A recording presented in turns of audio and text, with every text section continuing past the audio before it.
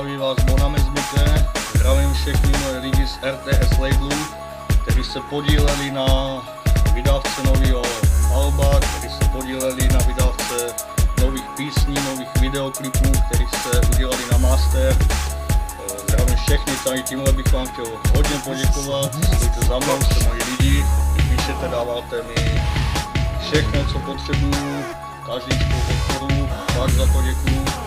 A další věc bych chtěl poděkovat všem lidem, kteří dokázali tohleto spravit, ovlivnit, kteří se do toho dali, nebáli se toho, kteří neudělali ze sebe tu žumku, že jenom kecají na internetu o tom, jaký to je, a přitom se v životě k tomu nevydali touhletou cestou jako já, který se vždycky jenom smáli tomu, že bych toto chtěl někdy v životě dělat.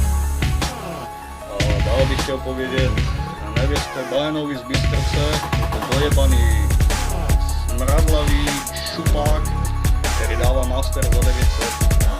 A každý, kdo byl z RTS labelu jako já, jako moji lidi, jako ti, co mě psali, jako ti, co se na tom vždycky podíleli, jako ty, co zakládali tenkrát klub Tanika v Brně, nechal je ojebat si po 5 let, kámo, a udělal si takové ojeby, že toto v životě nikdo nespravil.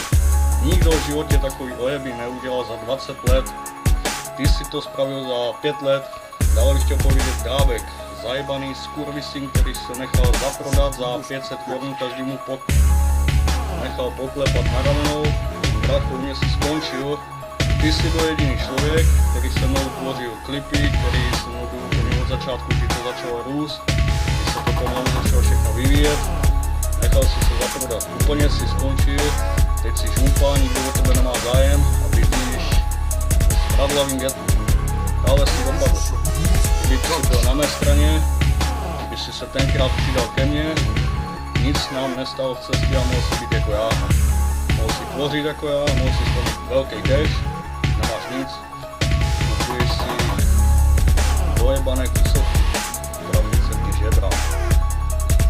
A tímto všechny tvoje lidi, kteří stáli při tobě, každý se o tobě obracel, neudělal si za celou dobu nic dobrého pro nikoho. A takto si to skončil. Takže tomu chci jenom říct, že neberte z RTS nikdo, neberte od něj master, nebo ho dělá za 900, je to normální ojebaný šupa. Takže zdravím a pěkný den.